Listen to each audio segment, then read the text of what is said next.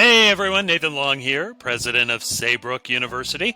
Welcome to another episode of Saybrook Insights. My guest today is our esteemed department chair of our Ph.D. in Integrative Social Work, Dr. Trent Nguyen. Dr. Nguyen was a previous guest back when the social work program was in its infancy. You're going to, I think, be amazed at how fast it's grown in just 2.5, 3 years. It's really profound and amazing and really speaks to Trent's just compassion, his ability to do a great job in crafting a beautiful program. And we have amazing students throughout. And we're going to also dig in today just a bit more about the importance of social work, the role of the social worker in the continuum of integrative health care, especially mental health. And I think, for those of you who've always wondered what the difference is between a social worker, a counselor, and a psychologist, this episode's for you. And the benefits of the PhD in social work, and particularly ours in integrative social work. We're also going to explore the importance of social justice in a program like this and why it matters. All right, let's get to it with Dr. Trent Nguyen. Dr. Trent Nguyen, thank you so much for joining us today on Saybrook Insights. It is really a pleasure to have you back on for this second interview. When you joined us a couple of years ago, the program was really in its infancy and you were just getting started. You've done such a fabulous job. Maybe talk for a moment or two about how the PhD in integrative social work has evolved in that time under your leadership. Sure. Thank you for having me. I mean, just unbelievable. I mean, we turn around, it's like 3 years have, gone by.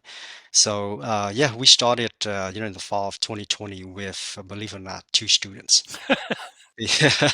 Yeah. So, as of now, we have about 48 students that are active. Okay.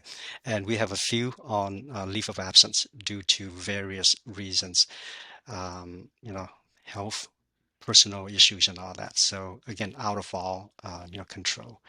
I would say that we have students from Alaska to New York City. All over. It is so amazing. Yeah, all over, and the word is out there. So just for example, I interviewed a prospective student as of late. And he said that, I usually ask prospective students, I mean, how do you find us? And this student said, I just Google, and then, our program is like the first or second that comes up. Okay. Yeah, and I think, another thing that I usually ask these prospective students too, is that sense of mission, okay, philosophy. Because if there is an alignment, okay, between who we are as an institution, as a program, and who they are and what they look for in a program and the impact that they would like to make in society, if there is an alignment, so that means that there's a great fit, and the relationship will thrive. And again, I mean, these students, I mean, they don't think that, hey, when I finish the program, I mean, I will leave Saybrook for good. That connection is like, lifelong. Oh, yeah, for sure. Most of our students are, mid-career, level kind of professionals. And almost like 100% of our students, none of the people in their families, hold a doctorate. Okay. So, that can feel threatened for a lot of folks, right? Say, yeah, I can't believe it. I mean, I have my bachelor's degree, my master's degree, and now I'm in the doctorate program, doctorate program. And, I usually tell these students, just feel at ease because you are on the same boat, like, like we are, and that breaks down a lot of barriers because students know one another. That, hey, we are in this profession. To make an impact in society with all integrative, humanistic, holistic, approaches. I want to get into some of the details on the doctoral program in a minute. When you joined the program a few years back now, a couple years back, you have a very compelling, powerful story about how you found your way into the profession and at Saybrook and the work that you're doing.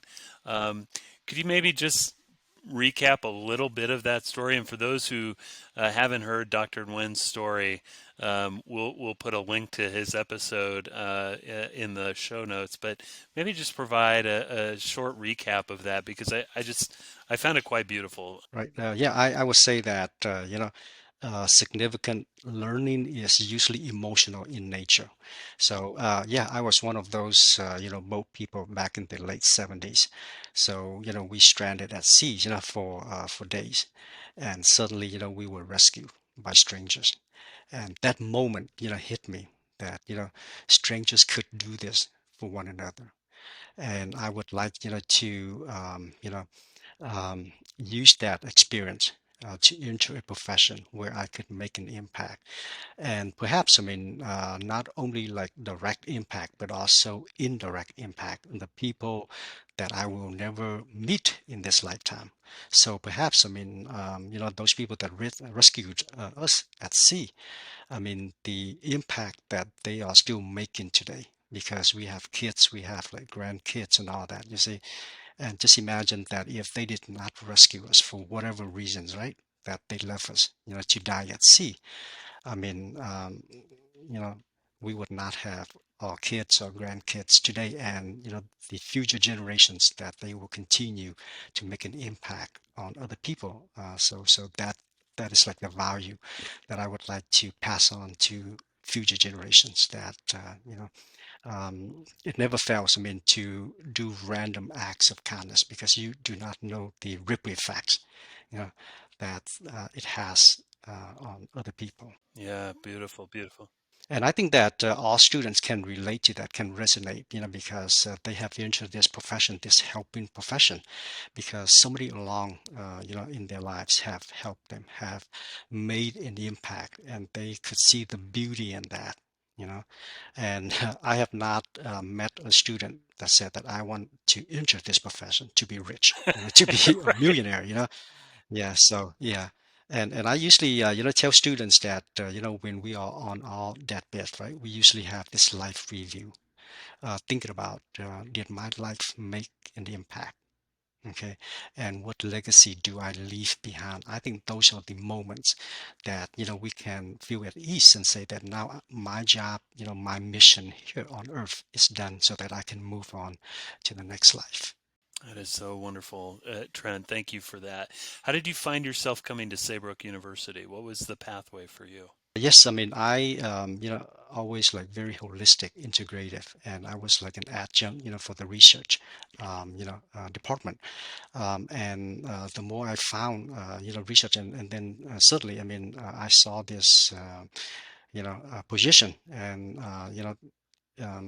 as a chair, and at that time, I did not know Dr. Moss and the team and all that, and we clicked, right away, because and I tell my wife too is that I have never had, interactions with people that are so on the same page, and when we showed up at the Pasadena, for the graduation last, few months back, my daughter now keeps talking about Saybrook, yeah. So today, we were walking, and I said that I have an appointment, a meeting with the president, and she said, "The president of the United States," and then my wife said, "No, president of Saybrook University."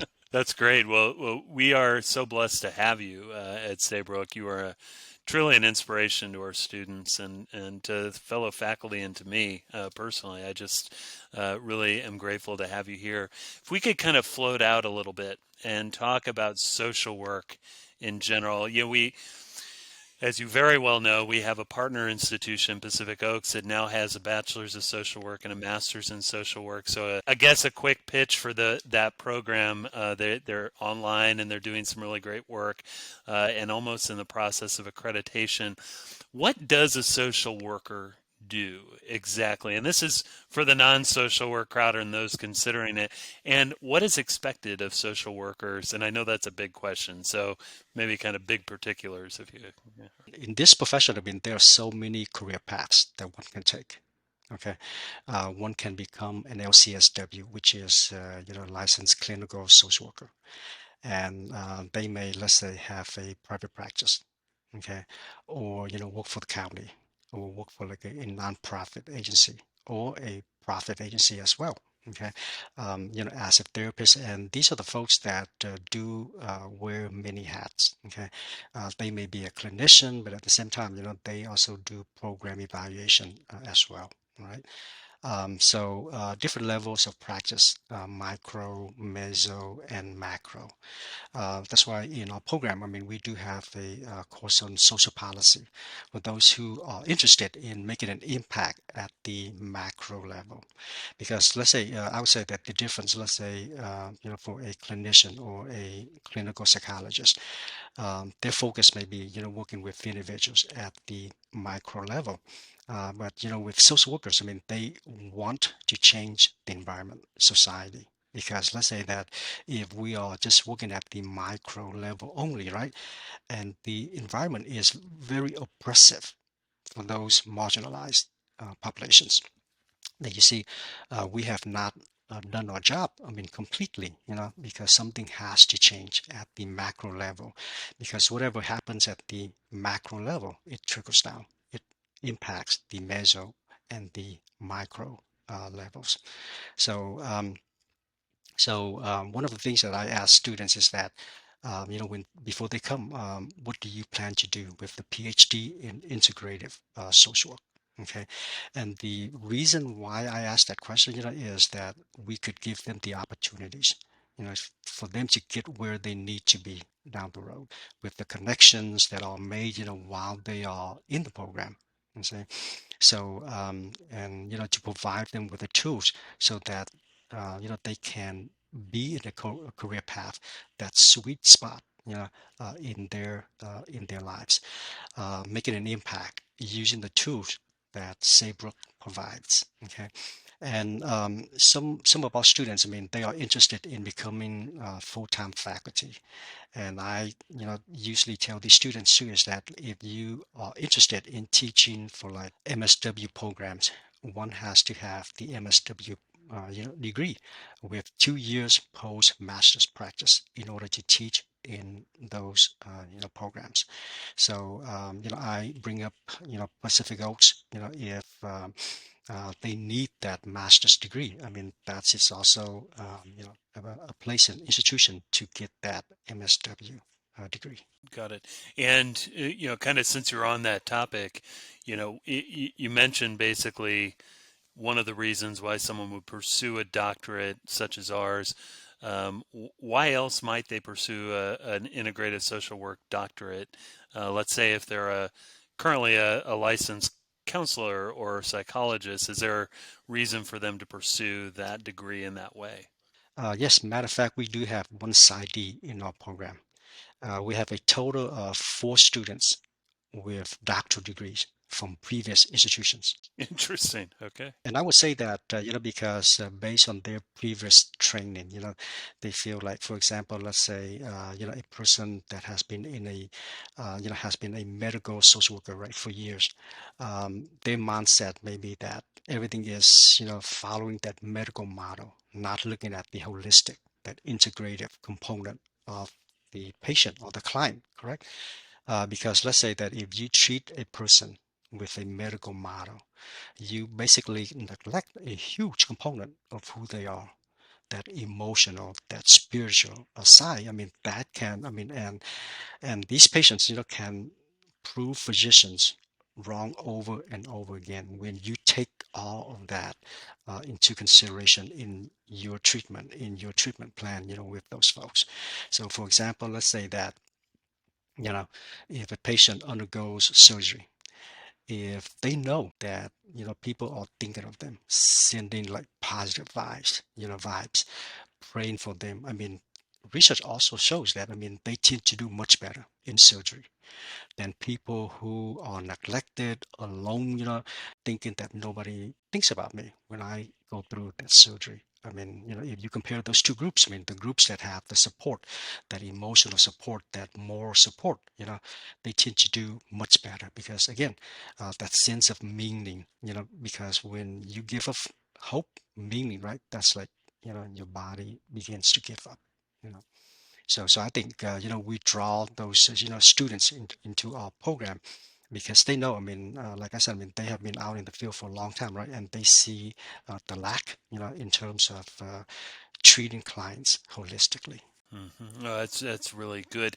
And so if let's say I am a master's graduate with a degree in counseling or psychology, and I say, hey, you know what, I like to, this would be okay for me to pursue as well, correct? A PhD in ISW? That's right. Yes, yes. In order to be admitted into the program, right, one has to have a master's degree. It doesn't have to be an MSW, but let's say that they have a master's in counseling, and their focus is to do something, at the macro level or at the meso level. Then they do not need the MSW to to do that. And again, this is not a degree that provides students with licensure per se. Okay, so we would like to be clear on that. So if you are seeking like licensure, I mean this is not the degree for that, because in the social work profession, the MSW is the terminal degree where you can become licensed as an LCSW with the master's degree. Got it. So in that event, they'd want to look at a Pacific Oaks College for the MSW and the BSW if they don't have the bachelor's and want to pursue that as well. Okay. No, that's very helpful.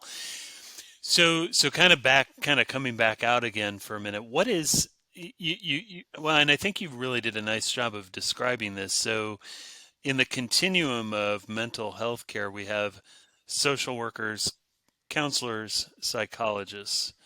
And the social worker plays, if I'm understanding you correctly, a vital part in understanding the macro impact of social issues, social justice components. The counselor and the psychologist are looking at it more from a micro, not that that's better or worse, but that's kind of their focus. In We're in a national mental health crisis right now in the United States, as we talk about frequently. How vital is it that we have social workers now, and what do they do in that continuum of care that can add to the work of counselors and psychologists in providing that support to maybe lessen the impact of that crisis? What are your thoughts on that? Yes, I would say just like in all program, we do have like public health classes. Okay, we do have like advocacy. So yeah, these students when they finish, I mean, no doubt, I mean, some of them with the licensure, I mean, they can provide counseling, they can do crisis intervention. Okay, they can help folks with PTSD. But at the same time, they feel like that is not enough. They have to really make changes at the macro level. So they do have the skill set, right, to analyze policies and how to impact at the state, at the county, and at the federal levels. Okay, by consulting, with you know key stakeholders, those who have power to make that impact. Because if you think about the social policies that we have now, I mean before they become public, okay, that it really takes a lot of folks, okay, to analyze that social policy, okay, whatever that may be, right, and then to inform, okay, the legislators, the president, and said that, hey, this is where social justice is lacking. Okay, how about this group? How about that group? And again, I mean, that may not be popular for a lot of folks out there because they want to maintain the status quo. So that's why we as social workers always focus on the marginalized groups of folks, those who may not have the power or the seat at the table, okay, or their voices are not heard. Yeah, voices for the voiceless in many ways. Yeah. So they really, yeah, social workers in general, especially in this mental health crisis we're in, serve a vital role in advocacy in addition to their ability to provide some of that one-on-one counsel or support in the therapy room, so to speak. It sounds like okay. That's terrific. We talk at Saybrook a lot about our commitment to social justice and how we embrace that, and you've alluded to this already, that is a core value and a core focus in the program. How would you say it shows up both in the program and in the students? I've had some lovely exchanges with several of your students just on email who are sharing really powerful things they're doing. So, what are some examples of how that social justice, that advocacy, and social work kind of shows up from your end? Yeah, these students, they basically are out there, doing different things in different communities. I mean, we do have students that are in LA. They run their own nonprofits. Okay, they advocate for the homeless, um, and it's not like theoretical knowledge, for them. Okay, theoretical concepts, but these are the students that they live day in day out interacting, okay, with folks, with real people. All right, so with that said, right, I mean, in classes, when they do share, when they do post discussions and all that, they always bring in examples, real life examples. And I think that I have had classes, when we talk about like trauma and all that, total silence, because everybody could resonate, everybody could relate to the topic for the week. Okay, and only not that, but also faculty too. I mean, they are practicing practitioners out there. So, for example, the person that teaches incarcerated populations, I mean, she basically, works with this population, okay, both in prison and after they leave prison. Because for the most part, I mean, they may have trouble reintegrating into society because of their, background, whatever the case may be, and nobody would want to hire them. Okay, so this faculty would walk along, with these folks, rebuild their lives, okay, and to be accepted in society, so that they do have a purpose, meaning to start a new life. Really powerful. I mean, just some powerful examples. Thank you for that. And I think, every student, as you mentioned, coming into the program is contributing in their own unique and powerful way in that regard.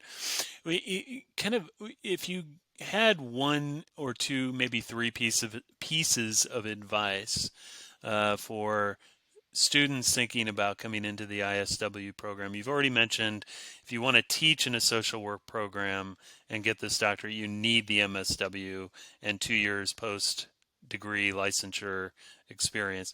But for those who are coming to the degree, what are two or three things that you would recommend to students as they consider enrolling in our program and working with the great Dr. Nguyen? I would say that do some soul searching, okay? Because when I interview, prospectives or do like info sessions, I usually ask them. I mean, from now until you hear from the admissions folks, right? Do some soul searching, see how your life will be impacted in the next 3.5 to 4 years while you are in the program, right? And also your purpose of needing or wanting this degree, pursuing this degree. Okay, and the ones that do have, their mission, right? I mean, if they are very mission driven, those are the ones that tend to overcome a lot of barriers because, I mean, life throws things at us, right? Can be, sickness, can be, loved ones dying, or whatever the case may be. So if you have that mission, that intrinsic, motivation, I mean, you will hang in there, and you will carry out your mission in life. Okay, so that intrinsic motivation is very crucial, and also to be open-minded because our program is very diverse. Okay, students-wise, faculty-wise, and when let's say that they are exposed to for example, mind-body medicine, the integrative seminar, how we meditate, how we integrate different religious, backgrounds, all of that, because again, this is real because these are the types of people, the diverse populations that you will, work with, will have, interactions with. And I think that is also a test too. I mean, how open-minded are you? Okay, and that is also like a reflection of who we are. So again, I mean, those are my recommendations to know that you are entering a community, a tribe, and we do things differently in a way that is accepting folks. We do not, mind where you are in life, where you have been, what you have gone through, and all that, but we want to help you to get where you need to go in life. That's just terrific. I just came off of a call with new students, and it feels like we're in alignment all the time at Saybrook along those lines. And kind of one thing I'll just add on to what you said is I came out of the session reminding students to prioritize learning within, that intrinsic motivation is great because it emphasizes the importance of going for that degree. They're coming into this for a reason, and then to say having that three-legged stool, the personal, professional, and the mind, the education as being prioritized. So yeah, I think Trent, great recommendation. So as we end our time here today, thank you again for being here. I have, the big three questions or big two questions that I ask of every guest. And the first one is, what does the term humanistic mean to you? For me, is to look at the person for who they are, strengths, limitations, shortcomings, and to accept them despite of their shortcomings, because everybody is trying to do the best that they can under these circumstances. And I think with that, right, I mean, it gives me that patience, to really say, hey, different people grow and develop at different, pace, and that's okay. You know, yeah. So for me, it's like, we accept another person for who they are, and that is like the most humanistic thing, to do. And there is always a purpose for us to, um, cross paths in life. Okay, so whatever that drives us, whatever the factors that push us to meet, just like all interview today, right? I mean, if you can think about all the different circumstances, okay, that we could be elsewhere, like be in a car accident or whatever the case may be, not feeling well. Okay, but we have this great opportunity, and we should cherish that every moment that we have, because tomorrow, I mean, there's no guarantee. Amen and indeed. Yeah, really well said. So, with all that's going on out there in the world, the difficulties of just getting on day by day, the mental health crisis, everything that's happening, the Dr. Wen approach, what are the three major things an individual could do right now to improve their mental or emotional well being, their physical health, or help change the world? Anything that comes to mind? I would say that have that radical self-acceptance stance. And when you fall short, right, don't be too critical and judgmental. Okay, be gentle, patient with yourself, and you are moving. You are moving forward. And we, as a community, are here to support you. And don't be afraid to seek help. Okay, even talking to a friend, talking to your classmates, talking to a professor. Okay, because social isolation is very prevalent these days, right? Yeah, yeah. So just know that you belong to a tribe, and what that means is that whatever happens to you impacts us. Okay, so we want everybody in the tribe to be well, so that the tribe is strong. What about two more? I would say, yeah, have the routines. Okay, because routines give us structure. All right. For example, let's say eating healthy, have some physical activity. Okay, do things to self-care, whatever the activities that increase your positive emotions, whatever that may be. Let's say that be around blue spaces, green spaces, okay, so that your emotional bank account is full. Because whenever you interact with clients, whenever you give, right, I mean, you are making that withdrawal from your emotional bank account. And we, again, have to make deposits because we cannot give what we do not have. Have some quality time with other people, people that support you, people accept who you are, with your best version of who you are and your worst version of who you are. You see, that's like nothing beats that. I mean, no amount of money can buy that. So true. So true. Dr. Nguyen, where can we find you on the web? I think, the faculty page, Saybrook here, I mean, you can find myself, my bio and all that. So, and also bio some faculty that do teach in the ISW program as well. Good. All right. So for those of you listening, the Saybrook University Faculty Profiles page, look up Trent Nguyen, Nguyen, and Trent as it sounds. So, Dr. Nguyen, thank you so much. Okay, thank you. Thank you for having me. Trent, you were fabulous. Thank you so much. And I hope all of you enjoyed Trent as much as I did. Remember his three major takeaways. Engage in radical self-acceptance. When you fall short, which we all do, be gentle and be patient with yourself. The second one, routines. Routines give us structure. Find ways to build that routine, whether it's eating healthy, creating some sort of physical activity, or activities that improve mental health and positive mental attitude. I liked how he framed this, making deposits into your emotional bank account so it's full, so when you make withdrawals, you got plenty in there.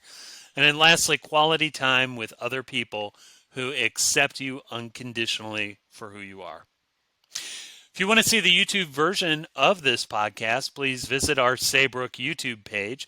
And if you'd like to support the podcast, go to Apple iTunes and leave a 5-star rating and review, and subscribe so you can get episodes as they come out. Same thing on Spotify. Leave that 5-star rating and make sure to follow us. You can, of course, subscribe to us on most major podcast platforms, including Google Podcasts, Stitcher, Pandora, and others. Remember to check out our show notes for information on Dr. Nguyen. Remember, go to the faculty page at Saybrook University. You can find out all about him and our Integrative Social Work faculty. And for more about our university, go to www.saybrook.edu.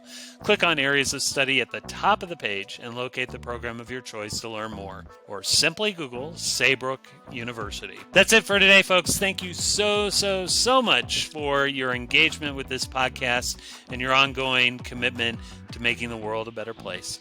Take care now. Be well.